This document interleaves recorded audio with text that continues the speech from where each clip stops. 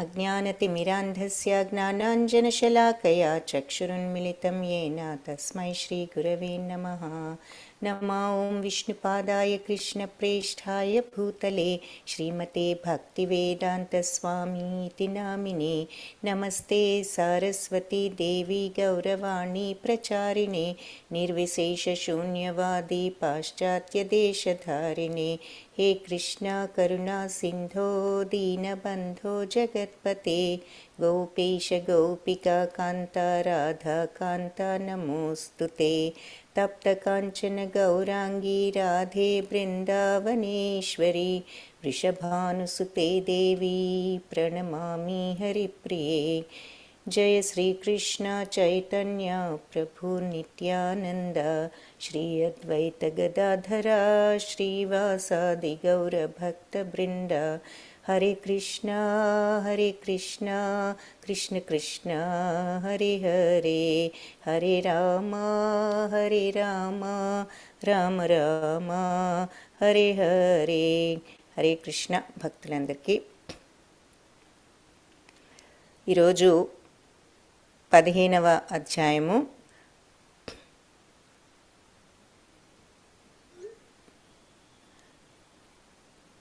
పురుషోత్తమ యోగము అని ఈ అధ్యాయానికి పేరు. అంటే భగవంతుడికి సంబంధించినటువంటి, పురుషోత్తముడు అంటే భగవంతుడు.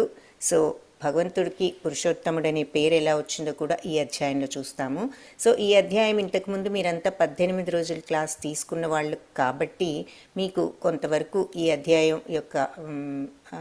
అధ్యాయం గురించి చూసే ఉంటారు. ఈ అధ్యాయము ఒక్కటే కొంచెం మొదటి ఫ్యూ శ్లోకాస్ అర్థం చేసుకోవటానికి కొంచెం శ్రద్ధగా వినడం అవసరం.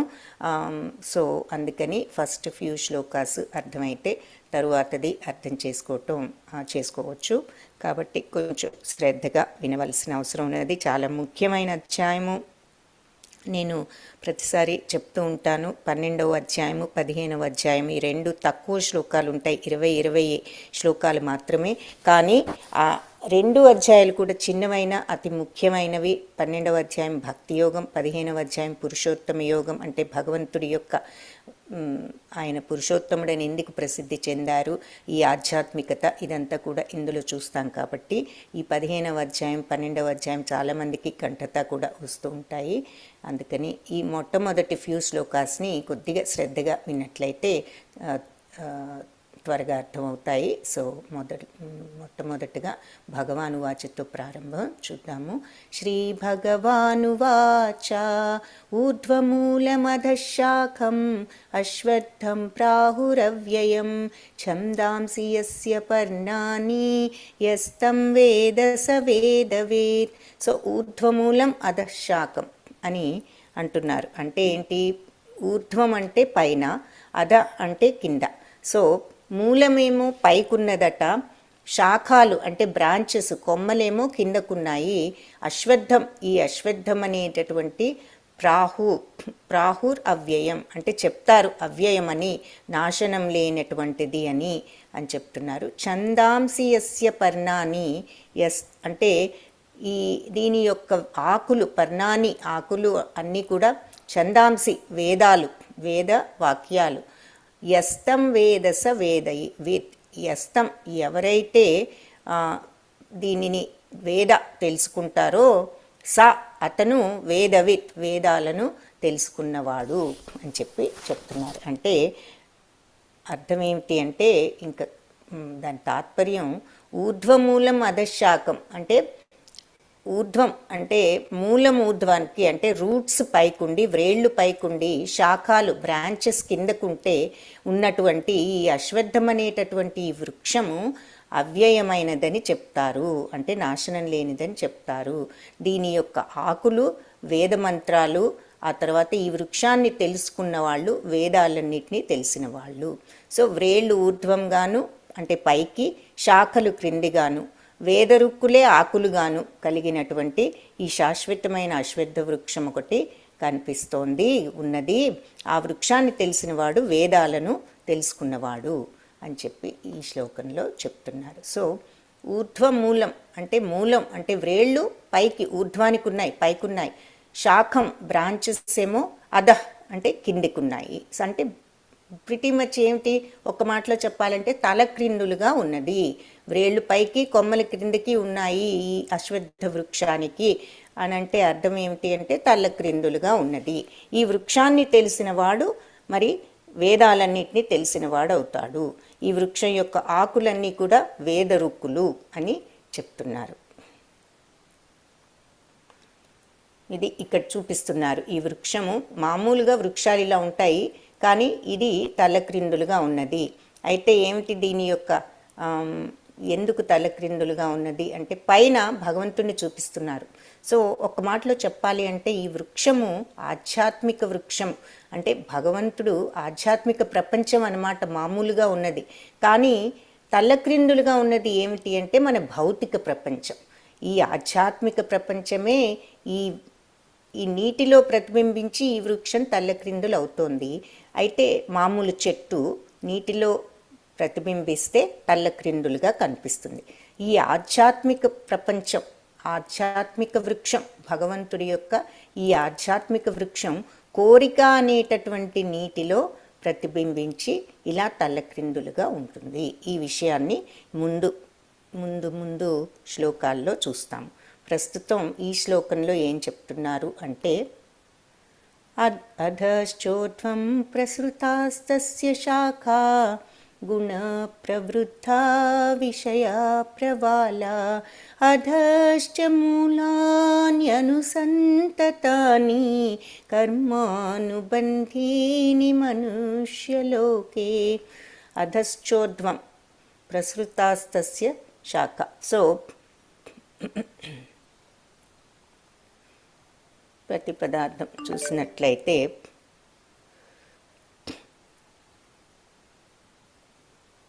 ఇక్కడ మనం ఈ ఫస్ట్ శ్లోకాన్ని కూడా ఎవరైనా చదివే వాళ్ళు ఉంటే హ్యాండ్ రైజ్ చేస్తారా? ఇది ఒకసారి చదువుదాము.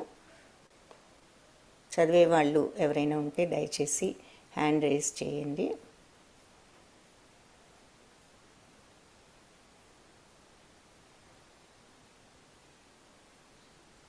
ఎవరైనా చదువుతారా? హరే కృష్ణ చదివే వాళ్ళు ఎవరు? Krishnakumari Mataji, very good. Unmute చేసుకుంటారా?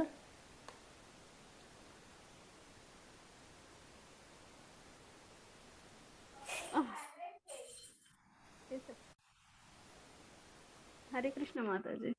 హరే కృష్ణ మాతాజీ. ఓకే, ఈ భాష్యం చదువుతారా ఇక్కడి నుంచి?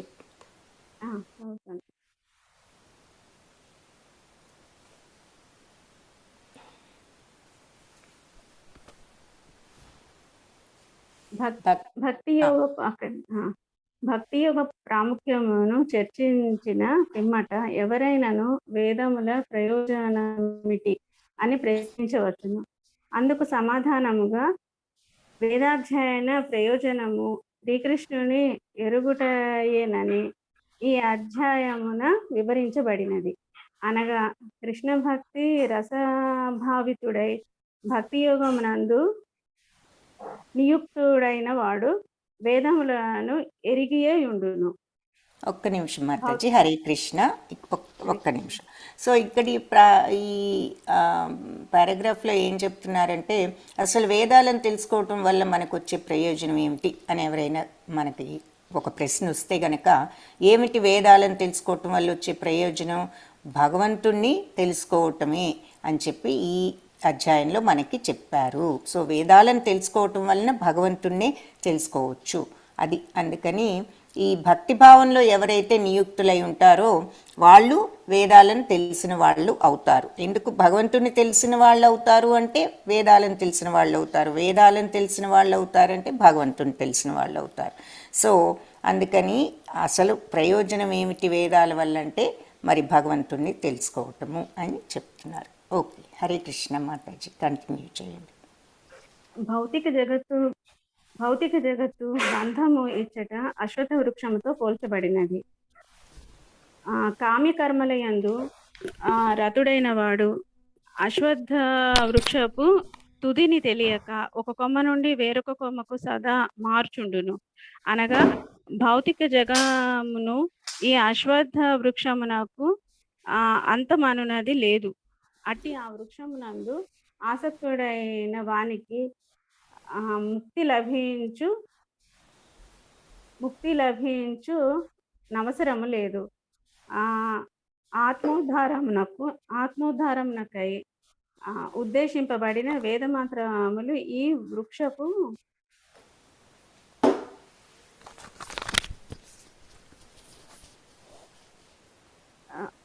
మాతాజీ కనిపిస్తుంది మాతాజీ, చదువు. అంతము లేదు. అట్టి వృక్షమునందు ఆసక్తుడైన వానికి ముక్తి లభించు నవకాశమే లేదు. ఆత్మోద్ధారమునకై ఉద్దేశింపబడిన వేద మంత్రములు ఈ వృక్షపు ఆకులుగా పేర్కొనబడినవి. విశ్వము యొక్క అత్యున్నత లోకమైన బ్రహ్మలోకము నుండి ఆరంభమగుటచే దీని వేళ్ళు ఊర్ధ్వముగా నున్నవి. అవ్యయమైన ఈ మాయా వృక్షమును అవగతము చేసుకొనిన మనుజుడు దాని నుండి బయటపడగలడు. హరే కృష్ణ మాతాజీ, ఒక్క నిమిషం ఇక్కడ ఇది చూద్దాము. భౌతిక జగత్తు బంధము అశ్వత్థ వృక్షంతో పోల్చబడింది. అంటే మనం ఈ కామ్యకర్మలలో, మనం రోజువారీ చేసుకునే పనులలో ఈ బిజీ అయిపోయి, అంటే మనం అందులో మునిగిపోయి ఈ అశ్వత్థ వృక్షం యొక్క అంతం ఏదో, తుది ఏదో తెలియక ఒక కమ్మ నుంచి ఇంకొక కమ్మకి ఇలా మారుతూ ఉంటాము అని చెప్తున్నారు. అంటే అర్థం ఏమిటి? ఈ భౌతిక జగత్తు అనేటటువంటి అశ్వత్థ వృక్షానికి అంతం అనేది లేదు.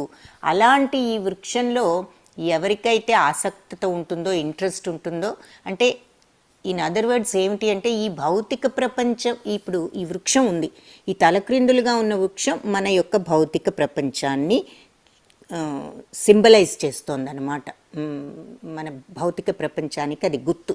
సో ఈ భౌతిక ప్రపంచం మీద ఎవరికైతే ఆసక్తి ఉంటుందో ఈ వాళ్ళకి ఇక ముక్తి లభించే అవకాశమే లేదు.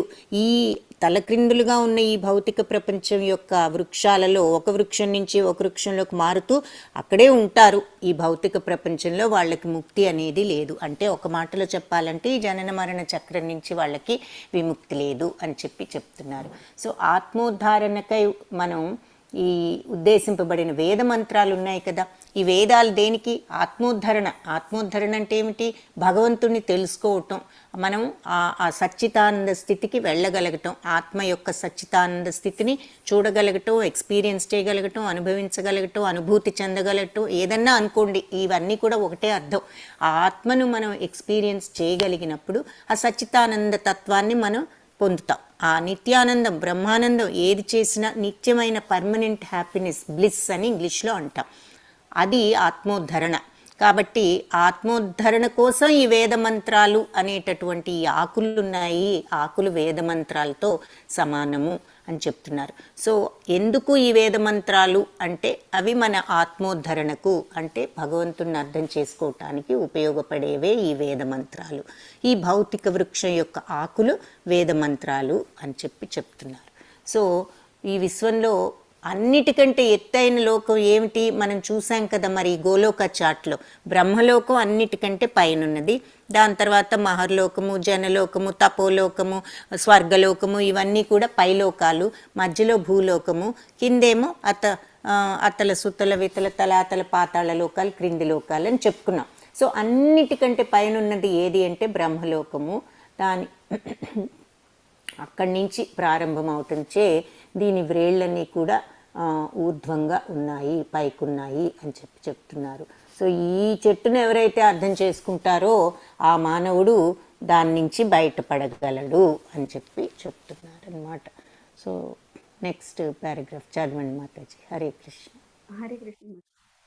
భౌతిక జగత్తు బంధం నుండి ముక్తి నందుటకు గల ఈ పద్ధతిని సంపూర్ణముగా అవగాహనము చేసుకొనవలెను. భవబంధ విముక్తికి పలు విధానములు కలవని గడిచిన అధ్యాయములందు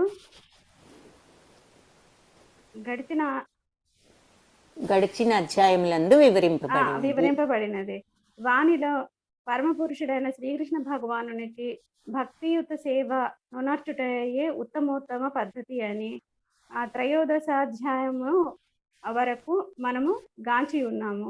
భౌతిక కర్మల యందు అనాసక్తి మరియు శ్రీకృష్ణ భగవానుని భక్తియుత సేవ యందు ఆసక్తి యనున యనునవి అట్టి భక్తియుత సేవకు ప్రాథమిక సూత్రములు. భౌతిక భౌతిక భౌతిక జగమునడ జగము నెడ గల ఆసక్తిని నశింపచేసుకొని విధానమే ఈ అధ్యాయపు ఆరంభమున చర్చించబడినది. ఈ భౌతిక అస్తిత్వపు వేళ్ళు పైన ఉన్నవిగా వర్ణింపబడినవి. అనగా ఇది విశ్వమునందలి అత్యున్నత లోకము నుండి మహాతత్వము మహాతత్వము ప్రారంభమగుచున్నదని భావము. అచట నుండియే విశ్వమును ఈ సంసార వృక్షము వివిధములైన గ్రహములను శాఖలతో విస్తరించి ఉన్నది. ధర్మము, అర్థము, కామము, మోక్షములని తెలియబడు జీవుల కర్మఫలములే ఈ వృక్ష ఫలములు. వేళ్ళు పై ఒక్క నిమిషం మాతాజీ. హరే కృష్ణ. సో ఇక్కడ ఏం చెప్తున్నారు, భౌతిక జగత్తు అసలు ఈ భౌతిక జగత్తు నుంచి మనకు ముక్తి అనేది కావాలి అంటే ఈ జనన మరణ చక్రం నుంచి మనం బయటపడాలి అనేది ఆ పద్ధతి ఏమిటి అన్నది మనం ఇక్కడ అర్థం చేసుకోవాలి అని చెప్తున్నారు. ఎలా బయటపడగలము ఈ జనన మరణ చక్రం నుంచి. సో దానికి ఉన్నటువంటి మార్గాలు ఏమిటి అనేది రకరకాలుగా మనకు రకరకాల అధ్యాయాల్లో పలు అధ్యాయాల్లో చూసాం. సో భగవంతుడి మీద భక్తి పెంచుకోవడమే అంటే భక్తి యోగ మార్గమే ఉత్తమమైన పద్ధతి అని మనం 13వ అధ్యాయం వరకు చూసాం భక్తి యోగంలో. అలాగే ఈ భౌతిక కర్మల మీద అనాసక్తి అంటే ఈ ప్రపంచపు విషయాల మీద ఆసక్తి లేకుండా ఉండటం, భగవంతుడి యొక్క సేవలో ఆసక్తి ఉండటమే భక్తికి ప్రాథమిక సూత్రాలు. భక్తి అంటే ఏమిటంటే ఈ భౌతిక ప్రపంచపు విషయాల మీద అనాసక్తి, భగవంతుడి మీద ఆసక్తి, అది ముఖ్యము అని చెప్తున్నారు. సో ఈ భౌతిక ప్రపంచం మీద ఆసక్తిని చంపుకోవాలి అంటే ఎలాగూ అనేది ఈ అధ్యాయం బిగినింగ్లో ఇప్పుడు చర్చిస్తున్నాము. ఏ రకంగా మనం ఈ భౌతిక ప్రపంచం మీద ఉన్న ఈ ఆసక్తిని, ఈ కోరికలను ఎలా చంపుకోవాలి అనేది ఇక్కడ చూస్తాము అని చెప్తున్నారనమాట. మరి ఈ భౌతిక ప్రపంచం యొక్క వ్రేళ్ళు పైన ఉన్నాయని చెప్పి వర్ణించాం కదా. అంటే ఏమిటి, అన్ని మహత్తత్వం, అన్ని అత్యున్నత లోకం నుంచి ప్రారంభం అవుతోంది ఈ ప్రపంచం. సో అంటే మహత్తత్వం నుంచి ఉద్భవించింది అని కూడా మనం చెప్పుకున్నాము. కాబట్టి ఈ రకరకాలైన ఈ ప్లానెట్స్తో, లోకాలతో నిండి ఉన్నది. కాబట్టి ధర్మము, అర్థము, కామము, మోక్షము తెలియబడు జీవుల కర్మఫలాలే ఆ వృక్ష ఫలాలు అని చెప్తున్నారు. సో ఈ భౌతిక ప్రపంచంలో ధర్మము, అర్థము, కామము, మోక్షము అనేది ఎవరికైతే తెలుస్తాయో ఆ జీవుల కర్మఫలాలే ఆ వృక్ష ఫలాలు అని చెప్తున్నారు. సో మళ్ళీ నెక్స్ట్ పారాగ్రాఫ్ చూస్తే ఇంకొంచెం క్లియర్గా అర్థమవుతుంది. హరే కృష్ణ మాతాజీ చదవండి. నెక్స్ట్. వ్రేళ్లు పైభాగమున మరియు కొమ్మలు క్రింద భాగమున గల వృక్షపు ప్రత్యక్షానుభవము ఈ ప్రపంచమున పోయినను అట్టిది మాత్రము ఒకటి కలదు. అటువంటి వృక్షమును ఏదేని జలాశయ తటమున గాంచవచ్చును. జలాశయ తటమున గల వృక్షము నీటి యందు ప్రతిబింబించి మూలము ఊర్ధ్వముగాను మరియు శాఖలు క్రిందగాను ఉన్నట్లు గోచరించును. అనగా భౌతిక జగమును అశ్వత్థ వృక్షము ఆధ్యాత్మిక జగమును వాస్తవ వృక్షపు ప్రతిబింబము మాత్రమే. వృక్షం యొక్క ప్రతిబింబము జలమునందు స్థితమై ఉన్నట్లు ఆధ్యాత్మిక జగపు ప్రతిబింబమైన భౌతిక జగము కోరిక యందు స్థితమై ఉన్నది.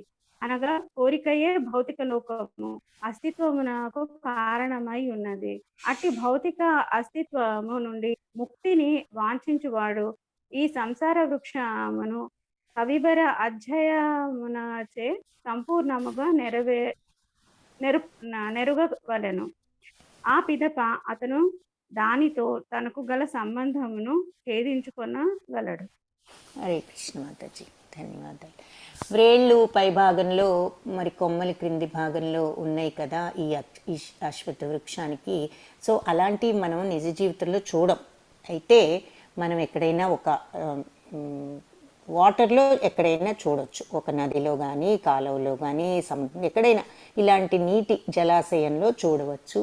అయితే ఈ వృక్షం నీటి యందు ప్రతిబింబించడం మూలాన మనకు అట్లా తలక్రిందులుగా కనిపిస్తుంది. ఏది మనం రిఫ్లెక్షన్ చూస్తే ఎక్కడైనా వాటర్లో. అయితే ఈ భౌతిక జగత్తు అనేటటువంటి అశ్వత్థ వృక్షము దేనికి ప్రతిబింబము అని మనం కనుక క్వశ్చన్ ఇస్తే ఏం చెప్పుకున్నాము? ఆధ్యాత్మిక ప్రపంచానికి ప్రతిబింబము. సో వాస్తవ వృక్షపు ప్రతిబింబం ఆధ్యాత్మిక జగమను వాస్తవ వృక్షానికి ప్రతిబింబం. సో మామూలుగా మనం ఏదైనా ఇప్పుడు నదిలో ఒక రిఫ్లెక్షన్ కనిపించింది అనుకోండి, ఒక చెట్టు తలక్రిందులుగా, దేని రిఫ్లెక్షను? పైన ఉన్నటువంటి భూమి మీద ఉన్న మామూలు చెట్టు నదిలో చూస్తే తలక్రిందులుగా కనపడుతుంది, అవునా? అలాగే మనం ఇక్కడ ఎగ్జాంపుల్కి ఇక్కడ చూస్తున్నాం, మనకి చెట్టు ఇక్కడ తలక్రిందులుగా కనిపిస్తోంది. సో నీటిలో అలాగే ఈ అశ్వత్థ వృక్షము దేని యొక్క ప్రతిబింబము ఇలా తలక్రిందులుగా మనకు కనిపిస్తోంది? దేని యొక్క ప్రతిబింబము అంటే అది ఆధ్యాత్మిక ప్రపంచం యొక్క రిఫ్లెక్షను, ఈ భౌతిక ప్రపంచం. ఇది ముఖ్యమైన పాయింట్, గుర్తుంచుకోండి. సో ఈ మామూలు చెట్టు గనక నీటిలో రిఫ్లెక్ట్ అయితే ఎలా తలక్రిందులుగా మనకి నీళ్లలో కనిపిస్తుందో, అదేవిధంగా ఈ ఆధ్యాత్మిక వృక్షం మనకు కోరిక అనేటటువంటి నీటిలో ప్రతిబింబించి తలక్రిందులు అయిపోయి కనిపిస్తోంది అన్నది ముఖ్యమైన పాయింట్. సో ఈ అశ్వత్థ వృక్షం తలక్రిందులుగా ఉన్నది ఈ దేని యొక్క రిఫ్లెక్షన్? అసలు తలక్రిందులుగా ఉన్న ఈ వృక్షం ఏమిటి అంటే, నంబర్ 1 క్వశ్చన్కి ఆన్సర్, ఇది భౌతిక ప్రపంచానికి నిదర్శనము అని చెప్తున్నారు. నంబర్ 2, దేని యొక్క రిఫ్లెక్షన్ ఇది అంటే, ఇది ఆధ్యాత్మిక చెట్టు యొక్క రిఫ్లెక్షను. ఆధ్యాత్మిక చెట్టు అంటే ఆధ్యాత్మిక ప్రపంచం, అంటే భగవంతుడుండే ఆధ్యాత్మిక ప్రపంచం. ఇక్కడ మనకి బొమ్మలో కూడా చూపిస్తున్నారు, పైన భగవంతుడున్న ఈ ఆధ్యాత్మిక ప్రపంచానికి రిఫ్లెక్షనే ఈ తలక్రిందులుగా ఉన్న అశ్వత్థ వృక్షము. దేనిలో రిఫ్లెక్ట్ అవుతోంది? ఈ వాటరు మామూలు వాటర్ కాదు, ఇది కోరిక అనేటటువంటి నీటిలో రిఫ్లెక్ట్ అయ్యి ఈ భౌతిక ప్రపంచం ఇలా తలక్రిందులుగా మనకి కనిపిస్తోంది. దేని రిఫ్లెక్షన్ అంటే ఆధ్యాత్మిక ప్రపంచం యొక్క రిఫ్లెక్షను. ఓకే, ఇంకెవరైనా చదివే వాళ్ళు ఉంటే దయచేసి హ్యాండ్ రేస్ చేయండి. ఇంకెవరైనా చదవదలుచుకుంటే నెక్స్ట్ పారాగ్రాఫ్ చదువుదురు. కానీ ఈ లోపల కృష్ణకుమారి మాతాజీ మీరు ఈ నెక్స్ట్ పారాగ్రాఫ్ చదువుతారా? కంటిన్యూషన్ చదువుతాను మాతాజీ. చదవండి మాతాజీ. ధన్యవాదాలు. ఈ సంసార వృక్షపు నిజ వృక్ష చెప్పదు మాతాజీ, ధన్యవాదాలు చెప్పద్దు. ఓకే ఓకే, చదవండి. ఈ సంసార వృక్షము నిజ వృక్షపు ప్రతిబింబమునందు దానికి ప్రతిరూపమై ఉన్నది. వాస్తవమునకు ఆధ్యాత్మిక జగమునందు సర్వమును కలదు. నిరాకారవాదులు బ్రహ్మమే సంసార వృక్షమునకు మూలమని భావింతురు. సాంఖ్యతత్వము అనుసరించు ఆ మూలము నుండియే ప్రకృతి, పురుషుడు, పిదప త్రిగుణములు, ఆ పిదప పంచమహాభూతములు, తదనంతరము దశేంద్రియములు, మనస్సు మొదలగునవి కలుగుచున్నవి. ఈ విధముగా వారు సమస్త భౌతిక జగమును 24 తత్వములుగా విభజింతురు. ఒకవేళ బ్రహ్మమే సర్వ సృష్టులకు మూలాధారమైనచో, ఈ భౌతిక జగము బ్రహ్మమును కేంద్రము యొక్క 180 డిగ్రీల కోణాంశము కాగలదు.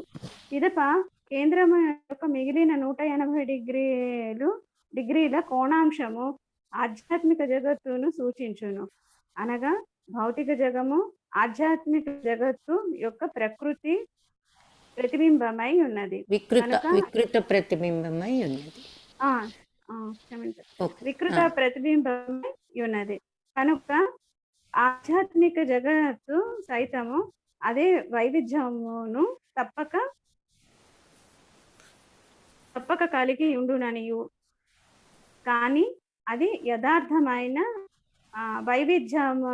వైవిధ్యమనియు గ్రహింపవలెను.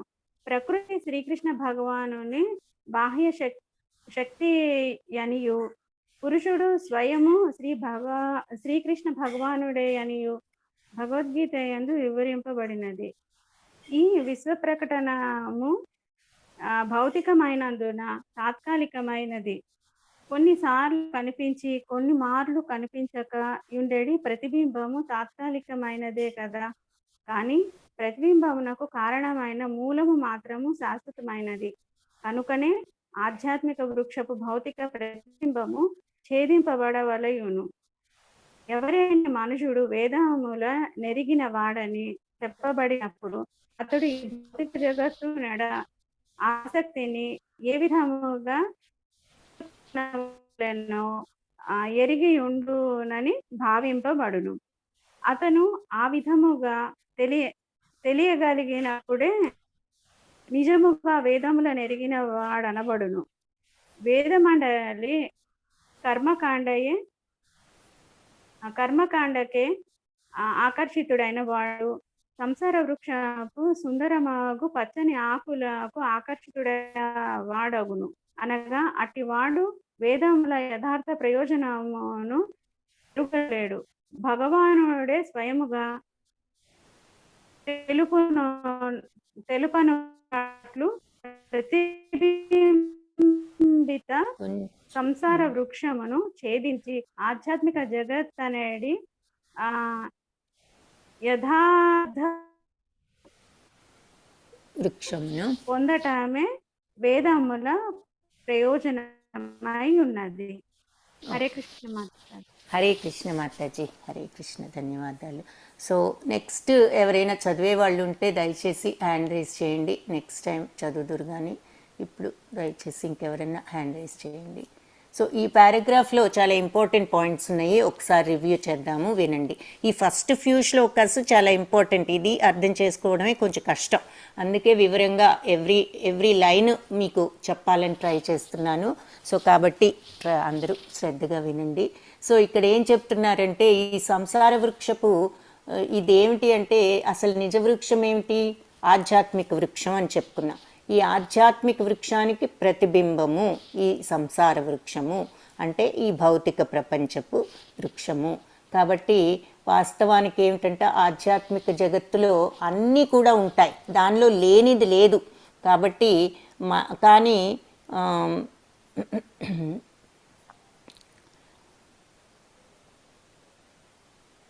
ఈ ఆధ్యాత్మిక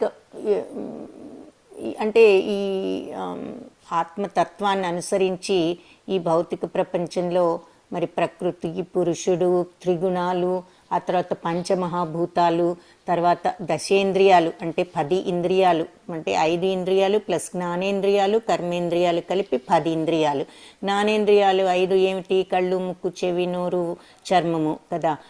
మరి కర్మేంద్రియాలు అంటే వాక్పాణి పాద పాయుపస్థ అంటే వాక్కు మన గొంతు, పాణి అంటే చేతులు, పాద అంటే కాళ్ళు, పాయుపస్థాలంటే జననేంద్రియాలు, అవి కర్మేంద్రియాలు 5. సో 5 + 5 10 ఇంద్రియాలు ప్లస్ మనస్సు, ఇవన్నీ కూడా ఉంటున్నాయి ఈ భౌతిక ప్రపంచంలో. ఈ విధంగా సమస్త భౌతిక జగత్తును 24 తత్వాలు అని చెప్పి డివైడ్ చేస్తారు, అంటే 4 తత్వాలు అని చెప్పి చెప్తున్నారనమాట. ఏమిటి ఆ 4 తత్వాలు అంటే ప్రకృతి, పురుషుడు, త్రిగుణాలు, ఆ తర్వాత పంచమహాభూతాలు ఒకటి, ఆ తర్వాత దశేంద్రియాలు ఒకటి, మనస్సు అని చెప్తున్నారు. ఒకవేళ ఈ బ్రహ్మమే గనక సర్వదృష్టులకు మూలాధారం అయితే ఈ భౌతిక జగత్తు అంటే 180 degrees యొక్క రిఫ్లెక్షన్ అంటే ఏమిటి, పైన ఉన్నది కరెక్ట్గా ఆపోజిట్గా కింద కనిపించడం మనకు. కాబట్టి ఈ భౌతిక జగత్తు ఆధ్యాత్మిక జగత్తు యొక్క వికృత ప్రతిబింబం, నార్మల్ ప్రతిబింబం కూడా కాదు, దాని యొక్క వికృత ప్రతిబింబం. ఎందుకు, ఆధ్యాత్మిక ప్రపంచంలో ఏ కలుషితము లేదు, కానీ భౌతిక ప్రపంచంలోకి వచ్చేసరికి మరి ఈ కోరిక, కామక్రోధ మదమోహ మదమాత్సర్యాలు అనేటటువంటి అన్ని గుణాలు కనిపిస్తున్నాయి. ఈ త్రిగుణాల మూలాన సత్వరజస్తమో గుణాల వల్ల అందరికీ ఆ ఫీలింగ్స్ అన్నీ కలుగుతున్నాయి. కాబట్టి అది ఆధ్యాత్మిక ప్రపంచం అంత ప్యూర్గా లేదన్నమాట. అందుకనే వికృత ప్రతిబింబము అన్నారు, వికృతమైనటువంటి రిఫ్లెక్షను. ఏది ఈ భౌతిక ప్రపంచం దేనికి వికృతమైన రిఫ్లెక్షన్? ఆధ్యాత్మిక ప్రపంచం యొక్క వికృత ప్రతిబింబము. కాబట్టి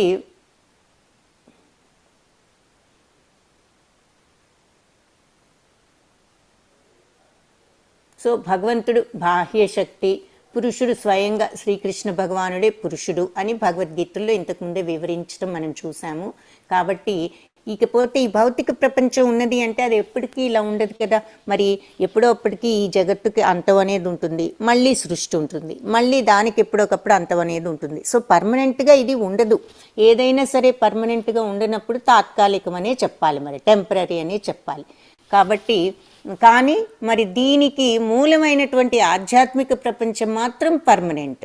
అది ఎప్పుడూ అలాగే ఉంటుంది. కానీ రిఫ్లెక్షన్ మాత్రం ఎప్పుడూ ఉండదు, అది టెంపరీ అని చెప్తున్నారు అనమాట. కాబట్టి మన భౌతిక ప్రపంచం ఆధ్యాత్మిక ప్రపంచానికి రిఫ్లెక్షను, ప్రతిబింబం. కాబట్టి ఇది ఎప్పుడు కూడా టెంపరీయే అని చెప్తున్నారు. కాబట్టి ఈ భౌతిక ప్రపంచాన్ని మనం ఛేదించాలి. ఈ టెంపరీ దాన్ని మనం ఛేదించినట్లయితే మనం ఆధ్యాత్మిక ప్రపంచం యొక్క అర్థాన్ని కనుక్కోగలుగుతాము అని చెప్తున్నారు.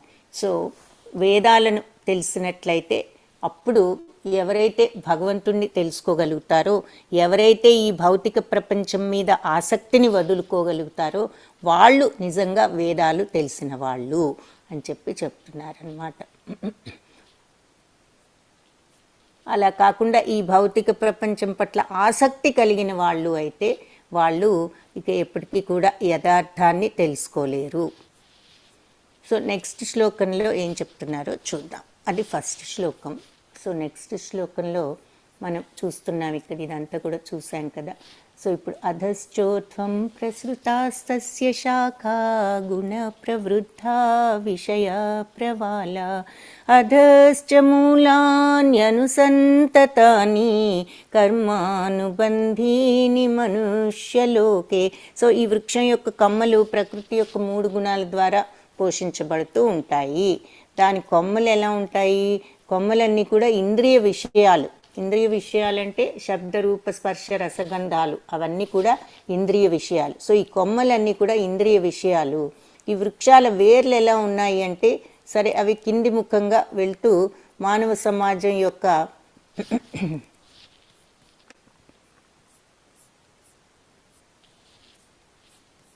ఈ వృక్షాలు అధోముఖంగా ఉన్న ఈ వృక్ష వ్రేళ్ళు మనుష్యలోక కామ్యకర్మలకు సంబంధించినవై ఉన్నవి అని చెప్తున్నారు. సో ఈ వృక్షం బ్రాంచెస్ అన్నీ కూడా త్రిగుణాలచే పోషింపబడుతున్నాయట. ఇకపోతే ఊర్ధ్వ అధోముఖంగా వ్యాపించి ఉన్నాయి. ఈ బ్రాంచెస్ అన్నీ మరి పైకి కిందకి వ్యాపించి ఉన్నాయి, అంతే కదా. మరి ఇక్కడ చూసినట్లయితే మనం పైకి కొన్ని ఏమో పై వైపుకి వెళ్తున్నాయి, కొన్ని కింద వైపుకి వెళ్తున్నాయి. ఇక్కడైనా అంతే, కొన్ని కింద వైపుకి కొన్ని పై వైపుకి వెళ్తూ ఉన్నాయి. సో అలా వెళ్తూ ఉన్నాయి. అంతేకాకుండా అవి త్రిగుణాలతో పోషించబడుతున్నాయి. త్రిగుణాలంటే ఏమిటి? సత్వరజస్తమో గుణాలతో పోషించబడుతున్నాయి. సో దీని చిగుళ్ళు ఇంద్రియార్థాలు, ఇంద్రియ విషయాలు. అధోముఖంగా ఉన్న ఈ వృక్షపు వ్రేళ్ళు మనుష్యలో ఒక కామ్యకర్మ అంటే మనుషుల యొక్క కామ్యకర్మలను సంబంధించినవై ఉన్నది. అంటే వ్రేళ్ళన్నీ ఇలా బంధాలుగా ఉన్నాయి కదా, అన్నీ కూడా ముడులుగా ఉన్నాయి. అంటే మన కర్మబంధాలను మన కర్మకు మనం కొన్ని ఫలాలు ఉంటాయి. ఆ కర్మ ఫలాలను మనల్ని ఎలా బంధిస్తున్నాయో ఆ రకంగా ఈ వేళ్ళు కూడా ఇలా ముడిపట్టుకుని ఉండటం ఆ కర్మఫలాల యొక్క గుర్తుల్లాగా ఉన్నాయి ఇవి అని చెప్తున్నారనమాట. సో దీని యొక్క మీనింగ్ ఇంకా కొంచెం డీప్గా చూద్దాము. ఎవరైనా చదివే వాళ్ళు ఉంటే చెప్పండి. మాధురి రెడ్డి మాతాజీ మీరు చదువుతారా? హరే కృష్ణ. హరే కృష్ణ మాతాజీ. హరే కృష్ణ చదవండి మాతాజీ. భాష్యం. ఈ శ్లోకమునందు అశ్వత్థ వృక్ష వర్ణనము మరికొంత ఒసగబడినది. సర్వ దిక్కుల యందు వ్యాపించి ఉన్న దాని శాఖల అధోభాగమున మానవులు మరియు అశ్వములు, గోవులు, శునకములు మొదలగు జంతువులు స్థితిని కలిగి ఉన్నవి. జీవులు ఈ విధముగా అదో భాగమున నిలిచియుండగా వృక్షపు ఊర్ధ్వ భాగమున దేవతలు గంధర్వుల వంటి ఉన్నత జీవులు స్థితిని కలిగి ఉన్నారు. వృక్షము నీటిచే పోషింపబడినట్లు ఈ సంసార వృక్షము త్రిగుణములచే పోషింపబడును. తగినంత నీరు లేనందున కొంత భూభాగము బీడుపడుటయు వేరొక భూభాగము పచ్చగా నుండుటయు మనకు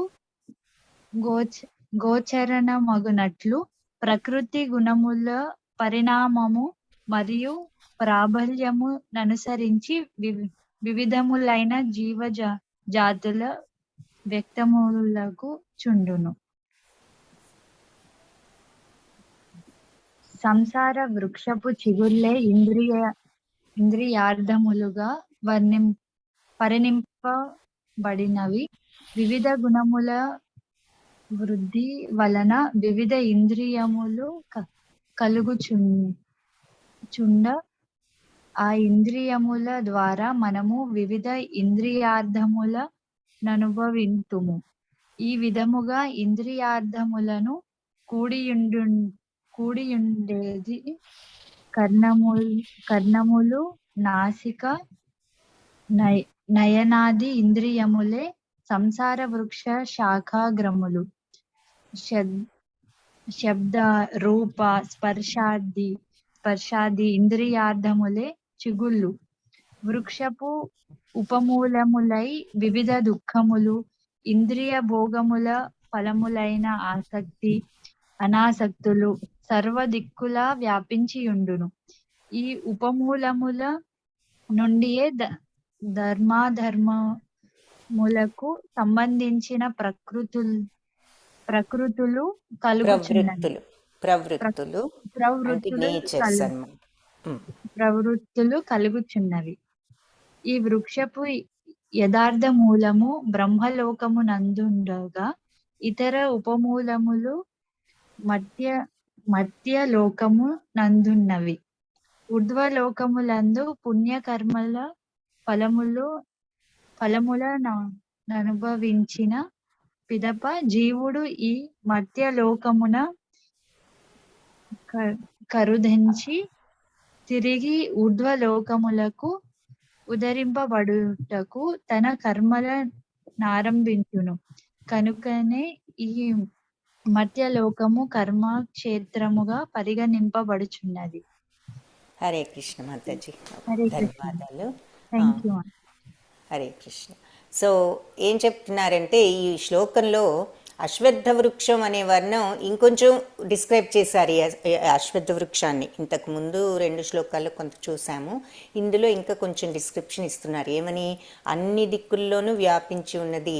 దాని బ్రాంచెస్ ఎలా ఉన్నాయి అంటే కింద భాగంలో మానవులు, అశ్వాలు, గోవులు, శునకాలు, జంతువులు అన్నీ కూడా ఉన్నాయి. కింద భాగంలో జీవులు ఈ రకంగా అదో భాగంలో ఉండగా పై భాగంలో ఏమున్నాయట, దేవతలు, గంధర్వులు వీళ్ళంతా పై భాగంలో ఉన్నారు, అంటే ఉన్నత స్థితిలో ఉన్నారు. వృక్షం గనక నీటితో ఎలా అయితే మనం పోషించబడుతుందో, ఒక చెట్టుని మన ఎలా బ్రతుకుతుంది, చెట్టు నీటిలో నీరు పోస్తే బ్రతుకుతుంది, అంతే కదా. అలాగే ఈ సంసార వృక్షం అంటే ఈ భౌతిక ప్రపంచం అనే ఈ వృక్షం త్రిగుణాలతో పోషించబడుతుంది. నీటి బదులు త్రిగుణాలతో అంటే సత్వరజస్ తమో గుణాలతో పోషించబడుతుందట. తగినంత నీరు లేకపోతే కొంత భూమి ఎలా అయితే ఎండిపోతుందో, ఇంకొక భూమి పచ్చగా ఎలా అయితే మనకి కనిపిస్తుందో, నీరు ఎక్కువగా ఉన్న చోట పచ్చగా ఎలా కనిపిస్తుందో, అలాగే ఈ ప్రకృతి యొక్క గుణాల సైజును బట్టి మనకు రకరకాల జీవజాతులు కనిపిస్తూ ఉంటారు. అంటే సత్వగుణం ఎక్కువగా ఉన్న చోట సాత్వికులు, రజోగుణంలో ఉన్న చోట మరి అలాంటి వాళ్ళు, తమో గుణంలో ఉన్న చోట మరి జంతువులు ఇలాంటివి కనిపిస్తూ ఉంటాయి అని చెప్తున్నారు. సో మనం ఇక్కడ కింద భాగంలో జంతువులు ఉంటాయి, మధ్యలో మానవులు, పై భాగంలో ఊర్ధ్వ భాగం అంటే పై భాగంలో దేవతలు, గంధర్వులు లాంటి ఉన్నత స్థితిలో ఉన్న జీవులు కనిపిస్తారు అని చెప్తున్నారు. సో అది ఇక్కడ మనం చూస్తున్నాం. కింద మరి జంతువులన్నీ కనిపిస్తున్నాయి. ఈ జంతువులన్నీ కింద భాగంలో ఉన్నాయి. మధ్యలో మనుషులు కనిపిస్తున్నారు. ఇక్కడ సత్వగుణంలో ఉన్నవాళ్ళు, ఇక్కడ ఏదో రజోగుణంలో ఉన్నవాళ్ళు, ఇక్కడ తమో గుణంలో ఉన్నవాళ్ళు, ఇక్కడ అలా కొన్ని చోట్ల మనకి ఈ మధ్య భాగంలో మనుషులు, పై భాగంలో గంధర్వులు, దేవతలు వీళ్ళంతా కనిపిస్తున్నారు అని చెప్తున్నారు. సో ఈ భౌతిక ప్రపంచంలో అన్నిటికంటే పైన ఉన్నది బ్రహ్మలోకం కాబట్టి బ్రహ్మదేవుడు కనిపిస్తున్నాడు. ఆ తర్వాత మరి దేవలోకము, మహాలోకము, జనలోకము, తపోలోకం వీళ్ళందరూ ఉన్నారు కాబట్టి స్వర్గలోకం మనకి వీళ్ళంతా అక్కడ పైన కనిపిస్తున్నారు. మధ్యలో భూలోకం ఉందని చెప్పుకున్నాం కాబట్టి మధ్యలో మనుష్యులు కనిపిస్తున్నారు. కింద అతల వితల సుత్తల తలాతల మహాతల ఈ లోకాలు ఉన్నాయి, జంతురాజ్యం అని చెప్పుకున్నాం కాబట్టి కింది లోకాలు జంతువులను చూపిస్తున్నారు. సో అది ఇక్కడ మళ్ళీ మనకు వివరిస్తున్నారు అనమాట ఆ విషయం. ఆ తర్వాత మరి మనకి ఈ 3 గుణాలతో పోషించబడుతుంది. మామూలు చెట్టేమో నీళ్ళతో ఎలా పోషించబడుతుందో ఈ భౌతిక ప్రపంచం అనే ఈ అశ్వత్థ వృక్షం సత్వరజస్తమో గుణాలతో పోషించబడుతుంది. కొన్ని చోట్ల మనం భూమి ఎండిపోయినట్లుగా ఉంటుంది నీళ్లు లేకపోతే, అలాంటిది తమో గుణం అని చెప్పుకోవచ్చు. అలాగే కొన్ని చోట్ల ఏమో పచ్చగా ఉంటుంది, ఇది సత్వగుణం ఉన్న వాళ్ళని చెప్పుకోవచ్చు అని చెప్తున్నారు. ఇకపోతే ఈ చెట్టు యొక్క చిగుళ్ళు ఇంద్రియార్థాలు అంటే శబ్దరూప స్పర్శ రసగంధాలు అని చెప్తున్నారు. మరి మన యొక్క గుణాలన్నీ కూడా ఇంద్రియాల వల్ల కలుగుతూ ఉంటాయి. ఆ ఇంద్రియాల ద్వారా మనము రకరకాల ఇంద్రియార్థాలను అనుభవిస్తూ ఉంటాము. ఈ విధంగా ఏమిటి కర్ణాలు అంటే చెవులు, ముక్కు, కళ్ళు ఇవన్నీ కూడా సంసార వృక్ష యొక్క శాఖాగ్రాలు. శబ్దరూప స్పర్శాది ఇంద్రియాలే చిగుళ్ళు అని చెప్తున్నారన్నమాట. కాబట్టి ఈ వృక్షపు ఉపమూలాలే వివిధ దుఃఖములు, ఇంద్రియ భోగములైన ఫలములైన ఆసక్తి, అనాసక్తులు అని మనం ఇక్కడ వివరిస్తున్నారు మనకు. సో మళ్ళీ ఒకసారి చూద్దాం. సో ఈ విధంగా ఇంద్రియార్థాలను కూడి ఉన్నటువంటి చెవి, ముక్కు, నోరు మనకన్నీ ఉన్నాయి కదా. ఈ పంచేంద్రియాలు, జ్ఞానేంద్రియాలు ఇవి సంసార వృక్షం అంటే ఈ భౌతిక వృక్షం యొక్క బ్రాంచెస్కు చివర్లో ఉన్నాయి అని చెప్తున్నారు. సో ఈ బ్రాంచెస్ అన్నిటికీ చివరిలో ఉన్నాయి. ఏమిటి అంటే మన యొక్క ఈ చెవి, ముక్కు, ఈ ఇంద్రియాలు. అయితే అవి అబ్జర్వ్ చేసుకునేది ఏమిటి? శబ్దరూప స్పర్శ రసగంధాలు అంటే ఏమిటి? శబ్దాన్ని చెవు తీసుకుంటుంది, రూపాన్ని కన్ను తీసుకుంటుంది, స్పర్శని చర్మం తీసుకుంటుంది. ఇవన్నీ ఇలా ఈ ఇంద్రియార్థాలు అని వాటిని అంటారనమాట. ఈ శబ్దరూప స్పర్శ అవి ఏమిటి అంటే చిగుళ్ళు అని చెప్తున్నారు. సో ఈ చెట్టు యొక్క ఈ చిగుళ్ళే ఈ శబ్దరూప స్పర్శ రసగంధాలు. ఆ చిగుళ్ళ ద్వారా ఈ కొమ్మలు అవన్నీ కూడా తీసుకుంటున్నాయి. కాబట్టి ఈ చెట్టు యొక్క చిగుళ్ళు ఇంద్రియార్థాలు అని చెప్తున్నారు. సో అది ఇక్కడ ముఖ్యమైనటువంటి పాయింట్. సో ఇంతకీ ఇవన్నీ మనం తీసుకుంటూ ఈ ఇంద్రియాల సహాయంతో మనం ఈ ప్రపంచంలో ఆసక్తిని పెంచుకుంటున్నాము. ఈ వృక్షపు యథార్థమూలం నిజమూలం బ్రహ్మలోకంలో ఉండగా ఇతర ఉపమూలాలు మత్స్యలోకంలో ఉన్నాయి అని చెప్తుంది. మత్స్యలోకము అంటే మనుష్యలోకము, భూలోకము అని అర్థం. సో దీని యొక్క ఈ వృక్షం యొక్క ఆరిజిన్ ఎక్కడుందట? బ్రహ్మలోకంలో ఉంది. కానీ దీని యొక్క మిగిలిన ఉపమూలాలు అంటే సబ్ బ్రాంచెస్ అన్నీ కూడా ఈ భూలోకంలో ఉన్నాయి. కాబట్టి ఈ ఊర్ధ్వలోకంలో ఉన్న పుణ్యకర్మ ఫలాలన్నింటినీ అనుభవించేసిన తర్వాత మానవుడు ఏం చేస్తాడు?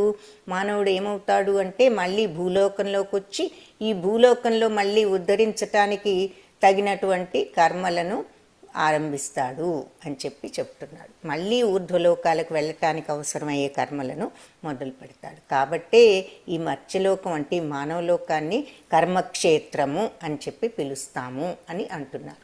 కాబట్టి ఇక్కడ మళ్ళీ చెప్పేది ఏమిటంటే ఈ పైలోకాల్లో అంటే ఈ బ్రహ్మలోకం వాటిల్లో మనం దేవలోకానికి వెళ్ళినా స్వర్గలోకానికి వెళ్ళినా అక్కడ ఎప్పుడూ ఉండం. మనం ఎంత పుణ్యం చేశామో అంత పుణ్యాన్ని అక్కడ అనుభవించి ఆ పుణ్యానికి తగ్గ సుఖాన్ని మళ్ళీ తిరిగి భూలోకంలోకి వచ్చి మళ్ళీ ఏదో కర్మలు చేస్తూ ఉంటాం. ఆ చేసిన కర్మలకు మళ్ళీ ఏదో ప్రతిఫలం ఉంటుంది. ఆ ప్రతిఫలాలకు తగ్గట్లుగా మళ్ళీ మనం మంచి పనులు, మంచి ప్రతిఫలాలు ఉంటే మళ్ళీ స్వర్గానికి వెళ్తాం, చెడు పనులు ఉంటే మళ్ళీ ఇంకేదో కింది లోకాలకు వెళ్తాం. కానీ అక్కడ పర్మనెంట్గా ఉండవు. ఆ పనుల యొక్క ఫలాలు, కర్మఫలాలు తీరే వరకు అక్కడ ఉండి మళ్ళీ తిరిగి భూలోకానికి వస్తూ ఉంటాం. ఈ రకంగా వస్తూ పోతూ ఉంటారు ఆ భూలోకానికి. కాబట్టే ఈ మర్త్యలోకం అంటే ఈ మనుష్యలోకము అంటే ఈ భూలోకము కర్మక్షేత్రము అని పిలుస్తారు అని చెప్పి చెప్తున్నారు. నెక్స్ట్ది 3-4 శ్లోకాలు చూద్దాం. న రూపమస్యేహ తథోపలభ్యతే నాంతో న చాదిర్న చ సంప్రతిష్ఠ అశ్వత్థమేనం సువిరూఢమూలం అసంగశస్త్రేణ దృఢేన చిత్వా తతః పదం తత్పరిమార్గితవ్యం యస్మిన్ గతా నివర్తంతి భూయ తమేవ చాద్యం పురుషం ప్రపద్యే యత ప్రవృత్తి ప్రసృత పురాణి. సో ఈ వృక్షం యొక్క యథార్థ రూపం ఈ జగత్తులో తెలియబడదు ఎవరికి కూడా. అంటే నా అంతం నా అంతం నా చ ఆది అంటే దీనికి అంతము లేదు బిగినింగు లేదు అని చెప్తున్నారు. అంతేకాదు ఎవరు కూడా దీన్ని అర్థం చేసుకోలేరు. కాకపోతే ఇలా స్థిరంగా నాటుకున్న ఉన్న ఈ అశ్వత్థ వృక్షాన్ని అశ్వత్థమేనం సువిరూఢ మూలం, దాన్ని మూలంతో సహా అంటే వ్రేళ్లతో సహా అసంగశస్త్రేణ దృఢేన చిత్వ దృఢ చిత్తంతో అసంగత్వము అనేటటువంటి ఒక ఆయుధంతో కొట్టేయాలి అని చెప్పి చెప్తున్నారు. సో ఈ అశ్వత్థ వృక్షాన్ని ఈ భౌతిక ప్రపంచం ఆసక్తిని ఏ రకంగా జయించాలి అంటే మనం దానిని రూట్స్తో సహా కూడా పెళ్ళగించాలి. అంటే అసంగ శస్త్రేణ డిటాచ్మెంట్ అనేటటువంటి ఒక శస్త్రంతో ఒక ఆయుధంతో దృఢ చిత్తంతో డిటర్మినేషన్ అనమాట. ఆ డిటర్మినేషన్తో మనం డిటాచ్మెంట్ అనేటటువంటి ఒక ఆయుధంతో ఈ అశ్వత్థ వృక్షాన్ని మొత్తం సువిరూఢ మూలంగా అంటే వేళ్లతో సహా పెకలించాలి. ఏది అంటే ఈ రకమైన ఆయుధంతో, డిటాచ్మెంట్ అనే ఆయుధంతో, డిటర్మినేషన్తో అని చెప్తున్నారు. ఆ తర్వాత ఏం చేయమంటున్నారు? తతః పదం తత్పరిమార్గితవ్యం యస్మిన్ గతా నివర్తంతి భూయ. తతః పదం తత్పరిమార్గితవ్యం, ఆ తర్వాత పరమపదాన్ని ఏమిటో తెలుసుకోవాలి అని చెప్తున్నారు. సో ఆ పిదప పునరావృత్తి రహితమైన దివ్య పదాన్ని పొందటానికి ప్రయత్నించి యస్మిన్ గతానా నివర్తంతి భూయ, అది వచ్చిన తర్వాత మళ్ళీ ఈ భూమిలోకి తిరిగి రాకుండా ఉండేటటువంటి పరమపదాన్ని వెతుక్కోవాలి. ఎప్పుడైతే ఈ అశ్వత్థ వృక్షాన్ని డిటాచ్మెంట్ అనే ఆయుధంతో సువిరూఢ మూలంగా నరికివేస్తామో డిటర్మినేషన్తో, ఆ తర్వాత పరమపదాన్ని వెతుక్కోవాలి. ఎటువంటి పరమపదమట? మళ్ళీ తిరిగి ఈ భూమిలోకి రాకుండా చేయగలిగినటువంటి పరమపదాన్ని వెతుక్కోవాలి. తమేవ చాద్యం పురుషం ప్రపద్యే. సో ఈ ఆది అయినటువంటి పురుషుణ్ణి శరణు వేడి యతః ప్రవృత్తి ప్రసృత పురాణి, ఎవరి నుండి అయితే ఈ మొత్తం ప్రపంచం కూడా ప్రారంభమైందో అనాది కాలం నుంచి అటువంటి పరమ పురుషుణ్ణి శరణు వేడి మళ్ళీ తిరిగి రానటువంటి పరమపదానికి వెళ్ళాలి అని చెప్పి చెప్తున్నారు. కాబట్టి ఈ వృక్షపు యథార్థ రూపం ఈ జగత్తులో ఎవరికి తెలియదు. దానికి ఆది లేదు, అంతం లేదు, మూలం ఏమిటో ఎవరికి అర్థం కాదు. కానీ ఏం చేయగలమంటే స్థిరంగా నాటుకుని ఉన్న సంసార వృక్షాన్ని, ఈ భౌతిక ప్రపంచం అనే అశ్వత్థ వృక్షాన్ని మనిషి దృఢచిత్తంతో అసంగత్వము అంటే డిటాచ్మెంట్ అనేటటువంటి ఒక శస్త్రంతో ఖండించి వేయాలి. ఆ తరువాత పునరావృత్తి మళ్ళీ తిరిగి ఈ భూమి మీదకి రాకుండా ఉండగలిగినటువంటి దివ్య పదాన్ని పొందటానికి ప్రయత్నించాలి. ఏ పరంధామాన్ని చేరుకుంటే మళ్ళీ తిరిగి భూమిలోకి మనం రావవసరం లేదో ఆ పరమపదాన్ని పొందటానికి ప్రయత్నించి అనాది కాలం నుంచి ఎవరి నుంచి అయితే ఈ సమస్తము కూడా ప్రారంభమైందో, ఈ విశ్వమంతా కూడా ఎవరి నుంచి వచ్చిందో అలాంటి పరమ పురుషుణ్ణి శరణు పొందాలి అని చెప్పి చెప్తున్నారనమాట. సో ఇక్కడ అది ముఖ్యమైనటువంటి పాయింట్. నెక్స్ట్ నిర్మాణమోహాజిత సంగదోష ఆధ్యాత్మనిత్యా వినివృత్త కామ ద్వంద్వైర్విముక్త సుఖదుఃఖ సంజ్ఞైర్గచ్చంత్యమూఢా పదమవ్యయం తత్ సో అహంకారము మరి సంగదోష అంటే అటాచ్మెంట్, రాగద్వేషాల వల్ల కలిగేటటువంటి దోషము. సంగదోష అంటే జస్ట్ ఫ్రెండ్షిప్స్ అనే కాదు, అటాచ్మెంట్స్ అంటే ఏమిటి, రాగము ద్వేషము. రాగం అంటే ఏమిటి, మన ఫ్యామిలీ మెంబర్స్ మీద మనకు అనురాగం ఉంటుంది, దానినే మనం ప్రేమ అంటాము. కానీ నిజమైన ప్రేమ ఏది అంటే భగవంతుడి మీద ఉండేదే నిజమైన ప్రేమ. ఈ భూప్రపంచంలో ఉండే సంబంధాల వల్ల మనకు వచ్చే ప్రేమ అనుకునేవన్నీ కూడా అనురాగము అనాలి. కాబట్టి మనకు మన వాళ్ళ మీద అనురాగము, మనకి ఇష్టం లేని వాళ్ళ మీద ద్వేషము ఉంటూ ఉంటుంది సహజంగా. అందుకే రాగ ద్వేష అని ఒక సింపుల్ వర్డ్స్లో దానిని డిస్క్రైబ్ చేస్తారు. ఈ రాగద్వేషాలే అటాచ్మెంట్స్. కాబట్టి అటువంటి రాగద్వేషాలను మనం వదులుకుని అంటే మన ఇష్టమైన వాళ్ళను మీద వాళ్ళకి చేయకుండా వాళ్ళని వదిలేయమని కాదు, కానీ ఆ అటాచ్మెంట్ ఫీలింగ్ని వదిలి మన బాధ్యతగా మనం చేయవలసినవన్నీ చెయ్యాలి. కానీ ఆ అటాచ్మెంట్స్ పెట్టుకుని టూ మచ్ ఫీలింగ్స్ పెట్టుకోవద్దు. ఇటు రాగము, తద్వారా కొంతమంది మీద ద్వేషము, అవి వద్దు. నువ్వు చేయవలసిన డ్యూటీలన్నీ నువ్వు సక్రమంగా చెయ్యాలి తప్పనిసరిగా, అది చెయ్యి. కానీ రాగద్వేషాలు ఎక్కువగా మనసులో పెట్టుకోవద్దు అని చెప్తున్నారు. సో ఆ రాగద్వేషాలు, అహంకారము, భ్రాంతి, వీటన్నిటి నుంచి ఎవరైతే బయటపడతారో, శాశ్వతత్వాన్ని వాళ్ళు అర్థం చేసుకున్న వాళ్ళు, కామవర్జితులు అంటే మరి కోరికలను తగ్గించుకున్న వాళ్ళు, కోరికలను జయించగలిగిన వాళ్ళు, సుఖదుఖాలు అనే ద్వంద్వాల నుంచి బయటపడిన వారు. అంటే ఏమిటి, సుఖమైన దుఃఖమైన ఒకే రకంగా ఉండగలిగేవారు, భ్రాంతిరహితులై ఏ విధంగా పరమపురుషుణ్ణి శరణు వేడాలో తెలిసిన వారు. ఇలాంటి భ్రాంతులన్నిటి నుంచి బయటపడి భగవంతుణ్ణి ఏ రకంగా శరణు పొందాలో ఎవరైతే అర్థం చేసుకుంటారో అలాంటి మనుషులు తప్పకుండా అవ్యయ పదాన్ని పొందగలరు అని చెప్తున్నారు. సో శరణాగత విధానం ఈ శ్లోకంలో చక్కగా వివరించబడింది అని చెప్తున్నారు. మనిషి గర్వంచే భ్రాంతి చెందకుండా ఉండటం దానికి కావలసిన మొదటి అర్హత. కాబట్టి మనం ఏదో గొప్పవాళ్ళం అనుకుని గర్వపడిపోకుండా భౌతిక ప్రకృతికి నేనే ప్రభువును అని గర్విస్తూ మరి భగవంతుడు అలా ఉన్నట్లయితే భగవంతుడిని శరణాగతి వేడటం చాలా కష్టం ఆ గర్వం ఉన్నప్పుడు. కాబట్టి గర్వాన్ని వదులుకుని మనం భగవంతుడి సేవకులం, మనమెంత అనేటటువంటి భావంలో సింప్లిసిటీతో, హ్యూమిలిటీతో ఉండగలిగిన వాళ్ళే భగవంతుడిని శరణు వేడగలరు అని చెప్తున్నారు. అలాగే భగవంతుడే లార్డ్, మనం కాదు ఇవన్నీ చేసేది అనేటటువంటి ఒక అహంకారాన్ని వదులుకుని ఆ భావంతో ఉండగలగటం, నిరహంకారంతో, గర్వం లేకుండా ఆ రకంగా ఉన్నవాళ్ళు శరణాగతి తత్వాన్ని, భగవంతుణ్ణి శరణు పొందగలరు అని చెప్తున్నారు. అలా కాకుండా నేనే చేశాను, నాకే గౌరవం ఇవ్వాలి అనేటటువంటి ఫీలింగ్స్ కనుక పెంచుకున్నామంటే అది మనకు దుఃఖం తప్ప ఇంకేది కూడా తెచ్చిపెట్టదు. ఈర్ష్య, దుఃఖము, కోపము ఇవన్నీ కూడా వస్తాయి అని చెప్తున్నారు. కాబట్టి ఎవరైతే ఈ విషయాన్ని అర్థం చేసుకుని సుఖదుఖాలను, బాధ, వినోదాలను, అన్ని ద్వంద్వాల నుంచి బయటపడగలుగుతారో వాళ్ళే భగవంతుణ్ణి శరణు వేడగలరు. భగవంతుని శరణు వేయటానికి కూడా ఒక క్వాలిఫికేషన్ ఉండాలన్నమాట. ఎవరు పడితే వాళ్ళం నిజంగా మనస్ఫూర్తిగా శరణు వేడలేం. ఎప్పుడైతే ఈ ద్వంద్వాల నుంచి బయటపడి అహంకారం అనేది లేకుండా కంప్లీట్గా మనం భగవంతుడి పాదాల దగ్గర సమర్పించుకోగలగటం అనేది జరిగినప్పుడే ఆ శరణాగతి, ఆ శరణు వేడటం అనేది సాధ్యమవుతుంది అని చెప్తున్నారు. న తద్భాసయతే సూర్యో న శశాంకో న పావకః యద్గత్వా నానివర్తంతే తద్ధామా పరమం మమ.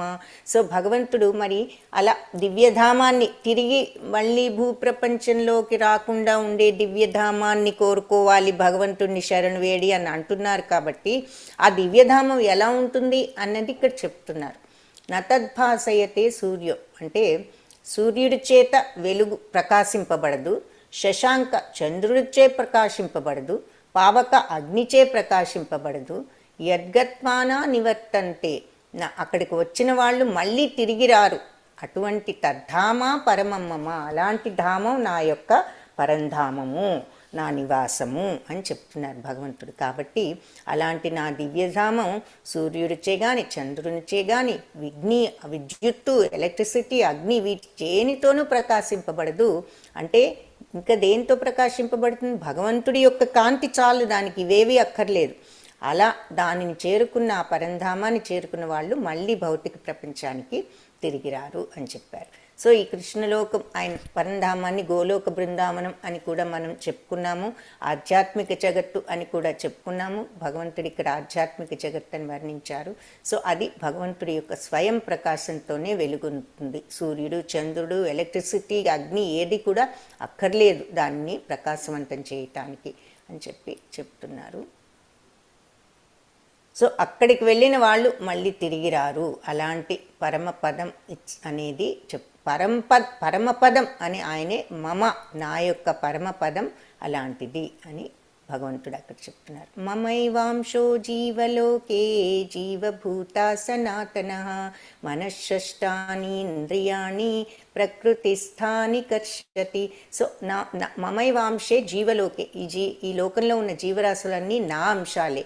జీవభూత సనాతన, సో ఎంతో సనాతనమైనటువంటి ఈ జీవభూతాలన్నీ, ఈ అంటే ఏమిటి, ఆత్మ మరి సనాతనమైనది, సచ్చితానందమైనది, భగవంతుడి అంశ కాబట్టి ఆత్మ కూడా సనాతనమైనది.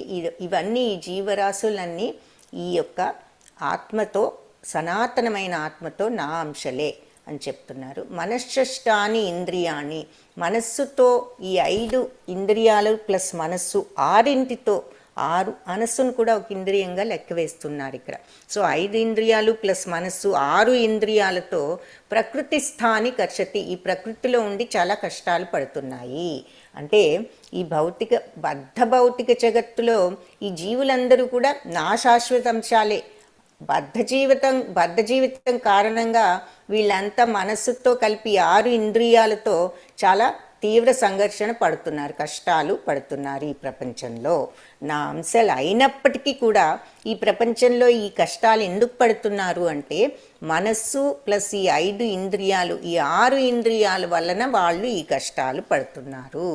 ఈవెన్ దో వాళ్ళు నా యొక్క అంశాలు అయినప్పటికీ కూడా, నాలాగా సచ్చితానంద తత్వం లోపల ఉన్నప్పటికీ కూడా దానిని చూడలేక వాళ్ళు ఈ రకంగా కష్టాలు పడుతున్నారు. ఎందుకు అంటే ఈ ఇంద్రియాలు 5 ప్లస్ మనస్సు వల్ల ఇవన్నీ ఇన్ఫ్లుయెన్స్ అయిపోయి ఈ భౌతిక ప్రపంచంలో ఉన్న అన్ని బాహ్య విషయాల మీద కోరికలతో వాళ్ళు ఈ రకంగా అవస్థలు పడుతున్నారు, ఈ ఇంద్రియాలు మనస్సు పెట్టే ప్రలోభాలతో అని చెప్తున్నారు. మరి అంతే కదా, అవన్నీ తొలగించి మనం కోరిక అనే ముసుగును తొలగిస్తే ఆత్మను దర్శించవచ్చు అని మనం ఇంతకుముందు శ్లోకాల్లో కూడా చూసాం.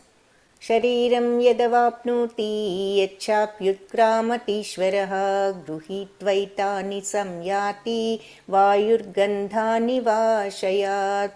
సో వాయువు గనక ఈ గంధాలు వాసనలు ఎలా అయితే మోసుకుపోతుందో ఒక చోటు నుంచి ఒక చోటుకి, ఈ జీవుడు కూడా ఏం చేస్తాడు, ఈ శరీరంలో ఉన్నటువంటి స్ట్రాంగ్ భావాలు మనలో కొన్ని ఉంటూ ఉంటాయి, కొన్ని స్ట్రాంగ్ లైక్స్ డిస్లైక్స్, అవన్నీ ఈ జన్మలోనే కాదట, మనం ఇంకొక శరీరం తీసుకున్నప్పుడు వేరే జన్మ ఎత్తితే ఆ జన్మలో కూడా ఈ భావాలు వస్తాయి అని చెప్తున్నారు.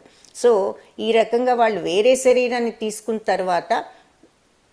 తీసుకుని ఈ శరీరాన్ని వదిలిపెడతారు. అది మనకి ఎలాగూ ఇంతకుముందు చూసాం. కానీ ఆ శరీరంలో కూడా ఈ స్ట్రాంగ్గా ఉండే భావాలన్నీ వెళ్తాయి అని చెప్తున్నారు. అందుకే కొంతమందికి మనం చిన్నప్పటి నుంచే కొన్ని విషయాల్లో ఆసక్తి, కొన్ని విషయాల్లో అనాసక్తి చూస్తూ ఉంటాం.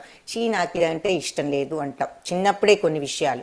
అలాగే ఇదంటే నాకు బాగా ఇష్టం అంటాం. కొంతమందికి నీటిని చూస్తే భయం, కొంతమందికి సంగీతం అంటే చిన్నప్పటి నుంచే ఆసక్తి, కొంతమంది చిన్నప్పటి నుంచే వాయిద్యాలు బాగా వాయించేయగలిగే నేర్పరితనం ఉంటుంది. సో ఇవన్నీ ఎలా వస్తున్నాయి అంటే పూర్వజన్మ యొక్క భావాలు స్ట్రాంగ్గా ఉన్నవన్నీ ఈ జన్మలకు కూడా వచ్చి మనకు అలా చూపిస్తున్నాయి అని చెప్తున్నారు. శ్రోత్రం చక్షుస్పర్శనం చ రసనం ఘ్రాణమేవ చ అధిష్టాయ మనశ్చాయం విషయానుపసేవతే. ఈ విధంగా జీవుడు వేరొక ఇంకొక శరీరాన్ని తీసుకుని మనస్సుతో సహా ఒక రకమైనటువంటి చెవులు, నయనాలు, మరి జిహ్వ, నాసిక స్పర్శ ఇవన్నీ పొందుతాడు అని చెప్తున్నారు. సో ఆ విధంగా అతడు ఒక ప్రత్యేకమైన ఇంద్రియార్థాలను అనుభవిస్తాడు. సో అలా ఈ భావాలన్నీ ఇంకొక శరీరంలోకి తీసుకువెళ్ళి స్ట్రాంగ్ ఇంప్రెషన్స్ ఏదైనా ఉంటే అవి కూడా నెక్స్ట్ జన్మలోకి కూడా తీసుకువెళ్ళి అక్కడ మనస్సుతో సహా ఈ 5 ఇంద్రియాలతో వాటి సహాయంతో అతడు మళ్ళీ ప్రత్యేకమైనటువంటి ఈ ఈ ఇంద్రియార్థాలన్నిటినీ కూడా అనుభవిస్తూ ఉంటాడు. అంటే ఉదాహరణకి ఒకళ్ళకు మ్యూజిక్ అంటే విపరీతమైన ఇష్టం అనుకోండి, వాళ్ళు నెక్స్ట్ జన్మలో కూడా ఆ ఇష్టాన్ని తీసుకువెళ్ళిపోయి మళ్ళీ వాళ్ళ చెవులతో వాటితో ఆ మ్యూజిక్ను వింటూ మనస్సుతో ఆనందిస్తూ ఈ మనస్సు ఇంద్రియాలను కలుపుకుని ఆ పూర్వజన్మ టేస్ట్స్ని మళ్ళీ ఈ జన్మలో కూడా అవే అనుభవిస్తూ ఉంటారు అని చెప్తున్నారు. అంటే ఇక్కడ ముఖ్యమైన పాయింట్ ఏమిటి అంటే మంచి ఫీలింగ్స్ ఉంటే పర్వాలేదు, చెడు భావాలు కూడా తీసుకువెళ్తే ఇక ఈ జన్మలో కూడా మనకి మోక్షం అనేది రాదు. కాబట్టే ఏ విషయంలో అయినా అంత తీవ్రమైన ఆసక్తులు అనాసక్తులు ఉండకూడదు అనటానికి కారణం ఇదన్నమాట. నెక్స్ట్ జన్మలో కూడా అవి తీసుకువెళ్తే మళ్ళీ నెక్స్ట్ జన్మలో కూడా మనకు మోక్షం ఉండదు. కాబట్టి వీలైనంత వరకు ఏ విషయంలోనూ స్ట్రాంగ్ ఆసక్తులు అనాసక్తులు వదులుకోవటానికి సాధన చేయాలి. అందుకే ఏ పని చేసినా ఒక బాధ్యతగా చేసి ఆ ఫ్రూట్స్ రిజల్ట్స్ మీద ఆసక్తిని వదులుకో అని భగవంతుడు చెప్పటానికి కారణం అది. उत्क्रामन्तं स्थितं वापि भुञ्ज्ञानं वा गुणान्वितं విమూఢానానుపశ్యంతి పశ్యంతి జ్ఞానచక్షుష. సో జీవుడు ఏ రకంగా తన దేహాన్ని వదులుతాడు, ఈ గుణాల కారణంగా ఏ దేహాన్ని మళ్ళీ పొందుతాడు అనేది ఈ మూఢులైన వాళ్ళు తెలుసుకోలేరు. సో మనం ఏం చూస్తున్నాము, వాళ్ళ యొక్క భావాలను బట్టి వాళ్ళ పనుల వల్ల వాళ్ళకి కలిగేటటువంటి కర్మఫలాలను బట్టి వాళ్ళు నెక్స్ట్ జన్మ అనేది ఏమిటో డిసైడ్ అవుతుంది. అంటే ఎవరో డిసైడ్ చేయరు, మనమే డిసైడ్ చేసుకుంటాం. మన ఫీలింగ్స్ ఎలాంటివి, మన థాట్స్ ఎలాంటివి, మన ఆలోచనలు ఎలాంటివి అనేది ఒకటి. 2 మనం చేసే పనులు ఎలాంటివి, ఈ పనుల వల్ల వచ్చే కర్మఫలాలు ఏంటి. సో ఆలోచన కూడా కర్మఫలాన్ని కలిగిస్తుంది, యాక్షనే కాదు అని ఈ శ్లోకాన్ని బట్టి మనం అర్థం చేసుకోవచ్చు. ఒక చెడు పని చేస్తే చెడు ప్రభావం ఉంటుంది, మంచి పని చేస్తే మంచి ప్రభావం ఉంటుంది. అలా మంచి పని చెడు పనే కాదు, మంచి ఆలోచన ఉన్నా మంచి ప్రభావం ఉంటుంది, చెడు ఆలోచన ఉంటే చెడు ప్రభావం ఉంటుంది. So not only the action కానీ even the thought also is important. కాబట్టి మన ఆలోచనలో కూడా స్వచ్ఛత ఉండాలి. ఒక్క పనిలోని మంచి పనులు చేస్తున్నామని మనసు చెడు ఆలోచనలతో నింపుకున్నందువల్ల ఉపయోగం లేదు. భావాలు కూడా మంచివి ఉండాలి, మన కర్మలు కూడా మంచివై ఉండాలి. సో ఆ రకంగా ఉన్నట్లయితేనే భావాలు క్లీన్గా ఉండి అనాసక్తి స్వభావంతో ఉంటేనే కర్మ ఫలితాలు మనకు చుట్టుకోవన్నమాట. కాబట్టి ఇక్కడ ఏం చెప్తున్నారు అంటే ఈ జీవుడు ఎప్పుడైతే తన శరీరాన్ని వదిలి తన యొక్క గుణాల కారణంగా అంటే సత్వరజస్తమో గుణాల కారణంగా ఏ దేహాన్ని పొందబోతాడో, అంటే అంతే కదా, మన గుణాలను బట్టి మనం పనులు చేస్తాము, ఆలోచనలు చేస్తాం. సత్వగుణం ఉంటే సత్వ ఆలోచనలు సత్వ పనులు, రజోగుణం ఉంటే ఆ రకమైన పనులు ఆలోచనలు, తమో గుణం ఉంటే అలాగే తమో గుణకి అనుగుణమైన పనులు ఆలోచనలు చేస్తాం. కాబట్టి మన యొక్క పనుల వల్ల ఆలోచనల వల్ల మనకు నెక్స్ట్ జన్మ డిసైడ్ అవుతుంది. కాబట్టి ఈ విషయాన్ని ఎవరు తెలుసుకుంటారు, నిజంగా మూర్ఖులు తెలుసుకోలేరు. ఓన్లీ జ్ఞానచక్షువులు కలిగిన వాళ్ళు మాత్రమే ఈ విషయాన్ని చక్కగా చూడగలరు అని చెప్తున్నారు. జ్ఞానచక్షు అని చెప్పి ఇక్కడ చెప్తున్నారు. విమూఢా నాన్ ఉపశ్యంతి అంటే విమూఢులు మూర్ఖులు నాన్ ఉపశ్యంతి దీనిని చూడలేరు. పశ్యంతి జ్ఞానచక్షుష జ్ఞాననేత్రాలు ఉన్న వాళ్ళు పశ్యంతి చూడగలరు అని చెప్తున్నారు. సో ఆ జ్ఞానచక్షుష అనే మాట ఇక్కడ చాలా ఇంపార్టెంట్ మాట అని చెప్తున్నారనమాట. కాబట్టి ఎందుకంటే వాళ్ళు జ్ఞానచక్షుషువులు ఉన్న వాళ్ళే చూడగలరు, జ్ఞానం ఉన్న వాళ్ళే చూడగలరు. నెక్స్ట్ జన్మలో మనం ఏ దేహాన్ని పొందుతామనేది మనం ఈ జన్మలో చేసే ఆలోచనలు బట్టి పనులను బట్టి ఉంటుంది అనే విషయం మూర్ఖులు తెలుసుకోలేరు కానీ జ్ఞానులు తెలుసుకోగలరు. అందుకే మనం ఒక ఆధ్యాత్మిక గురువు నుంచి విని ఇవన్నీ అర్థం చేసుకుంటే మళ్ళీ తర్వాత భగవద్గీత ఇలాంటివన్నీ కూడా చదవటం మనకు అవసరము ఈ జ్ఞానాన్ని తెలుసుకోవటానికి అని చెప్తున్నారు. హరే కృష్ణ. ఇంతటితో ఈ క్లాసు మనం ఆపి రేపు మిగిలిన సగం పూర్తి చేయొచ్చు. ఎవరికైనా